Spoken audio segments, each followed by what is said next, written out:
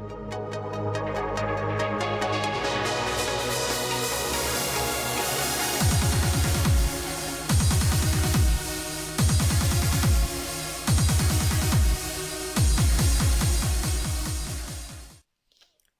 and welcome to Newsmaking Headlines on September 15th.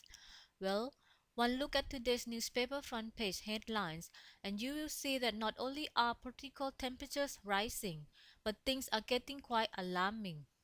ASTV Pujetkan doesn't mince words, saying, Vichian to take tough action against September 19th protesters, fearing PM could be assassinated.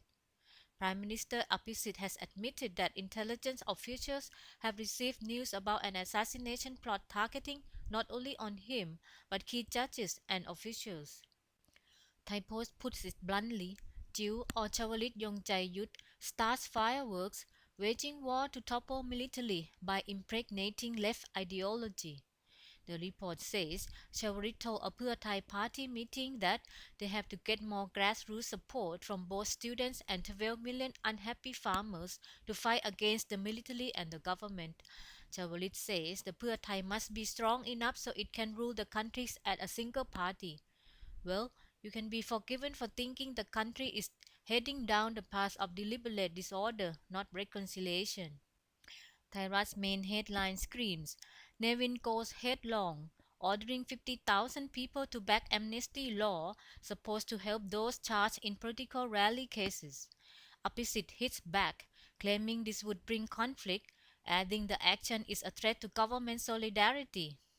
Another Thairat headline says, Democrat reviews a movement shipping people abroad for arms training. Well, looks like some people are hell bent on ruining our beloved kingdom. And with the looming red shirt rally, here are pictures of anti-riot police practicing mob control techniques recommended by the United Nations. Nasty politics aside, it's time for Thaira's third exclusive report on the gripping Thammawathana inheritance saga. Part 2 revealed that the Thammawathana siblings planned a secret deal to keep one of the in-laws who is a police officer from getting a share of the family's inheritance after his wife Nayana Tamprakop was brutally murdered. The eight siblings agreed that they would share the inheritance equally, even with the youngest, Nongnut, who, one will said, shouldn't get any. The siblings decided that Nongnut would have to wait for several years to get her share. This would also be reason to inform the police officer that he cannot claim his murdered wife's share of the inheritance. The newspaper says that later, the police officer sold a plot of land which was managed by his wife when she was alive, but which belonged to the siblings. The siblings would not transfer the plot to the buyer, even though he had already paid the police officer 15 million baht for it. The anchor buyer took the case to court, accusing the whole Thammawathana family of fraud. During the trial, the siblings agreed to give 15 million baht of their money to the buyer and sought a court order restraining the police officer from claiming any inheritance. Once this problem with the police officer was solved, Nongnut claimed the right to her share of inheritance, but found that the money supposed to be kept for her was not there because three siblings that managed it spent it during the economic crisis. This sparked another conflict in the family. A complicated saga indeed, and Thairat has more for us in the coming days. Well, with heavy rain lashing the country yesterday, we have pictures from Phuket showing residents being evacuated after just an hour of heavy showers, causing massive floods in the underground Wat Khao Bandai It tunnel in Phetchaburi. Another photo from Thairat shows farmers in Phitsanulok being forced to harvest crops early, fearing their rice would rot by the floods. Now we have been hearing a lot about robbers hitting banks and escaping with bags of money, but for a change, here's an unsuccessful robbery.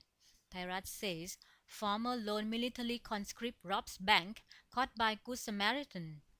Earlier, the crook had handed a note to a Siam City bank teller in the northeastern province of Loi. The note said, "Hand me all the money if you do not want to get hurt." With the bank teller in a state of shock, the man went behind a counter, all the while pointing a gun at her, and grabbed 120,000 baht and ran out of the bank.